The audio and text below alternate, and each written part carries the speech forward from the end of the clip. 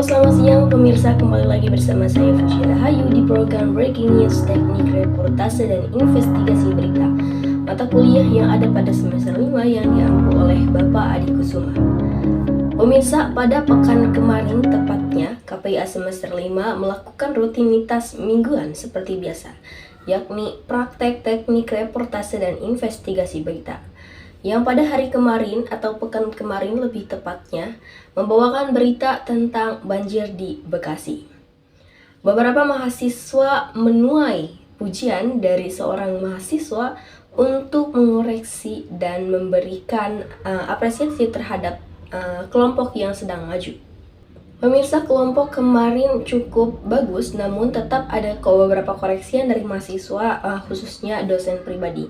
Sesuai mana yang telah dilakukan oleh beberapa kelompok kemarin, ada yang cukup menarik dan mungkin ada yang melakukan kesalahan atau beberapa teknis kesalahan. Selanjutnya pemirsa, saya akan membahas sedikitnya tentang materi yang saya sampaikan kemarin, bahwasanya kelompok 3 kemarin berpresentasi tentang inti daripada jurnalisme. Jurnalisme adalah bukan hanya sekedar melaporkan fakta yang ada, tapi sengaja menampakkan atau mengangkat peristiwa yang fakta. Pemirsa, jurnalisme investigasi bukan sekedar melaporkan peristiwa, tapi mengungkap fakta yang sengaja disembunyikan. Ia hadir bukan hanya untuk memberitahu, melainkan untuk membangunkan kesadaran publik agar kebenaran yang tersembunyi di balik layar kekuasaan. Pemirsa, sejak abad ke-18, jurnalisme dikenal sebagai the fourth estate, pengawas kekuasaan di Amerika. Tokoh seperti Ida Tarbell dan Lynchell Stephen berani membongkar kejahatan korporasi terbesar. Pemirsa, sedangkan di Indonesia, Mochtar Lubis menjadikan Harian Indonesia Raya simbol perlawanan lewat pena. Pena yang lebih tajam dari pedang kekuasaan. Pemirsa, memasuki sejarah, masa Orde Baru adalah masa gelap bagi kebebasan pers.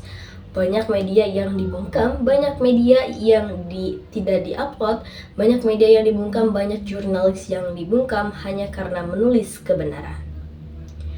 Namun pemirsa, kenyataannya setelah reformasi 1998, jurnalisme investigasi bangkit kembali. Bangkit dengan semangat baru untuk menegakkan keadilan dan transparansi. Mengungkap keadilan, kini media berani mengungkap korupsi, pelanggaran hak asasi manusia, dan kejahatan lingkungan. Kebenaran tidak lagi bisa dibungkam pemirsa, karena suatu jurnalis adalah suara rakyat. Maka dari itu, kerja jurnalis investigasi bukan perkara mudah. Mereka menelusuri banyaknya dokumen-dokumen penting, mewawancarai saksi, mengonfirmasi data, dan menulis laporan yang mendalam. Pemirsa, setiap langkah penuh resiko. Materi ini, setiap kata mengandung tanggung jawab besar. Saya sampaikan kepada kawan-kawan semua karena satu kesalahan bisa membahayakan banyak pihak.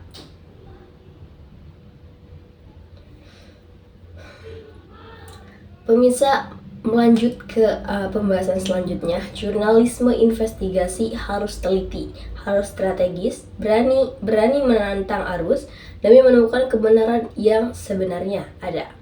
Berita harian mengejar cepatnya waktu, tapi jurnalisme investigasi mengejar dalamnya kebenaran. Maka ketika dibandingkan jurnalistik dan jurnalisme investigasi sungguh sangat berbeda. Butuh waktu berbulan-bulan, bahkan bertahun-tahun, dan disitulah nilai sejatinya jurnalisme investigasi. Berani demi kebenaran. Mereka mungkin tidak populer pemirsa, mungkin tidak selalu terlihat juga, tapi tanpa mereka kebenaran akan hilang arah. Pemirsa, 4 prinsip menjadi fondasi jurnalisme investigasi, yang mana pada hari ini saya akan menjelaskan tentang akurasi, independensi, objektivitas, dan keberimbangan. Tanpa keempatnya, berita hanyalah opini, bukan kebenaran. Lanjut ke pembahasan selanjutnya, jurnalisme investigasi bukan sekedar profesi belaka, tapi panggilan moral, panggilan untuk menulis meski di bawah tekanan, untuk bersuara meski dunia memilih diam. Pemirsa, pandangan tegas ke kamera karena jurnalis sejati bukan hanya menulis apa yang terlihat, tapi mengungkap apa yang disembunyikan.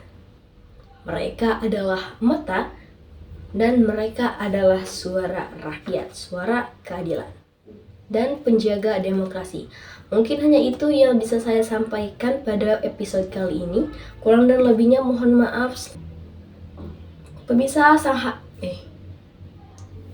hanya sampai sini saja episode kali ini. Selamat menyaksikan episode selanjutnya. Saya Fuji Rahayu, selamat siang dan sampai jumpa.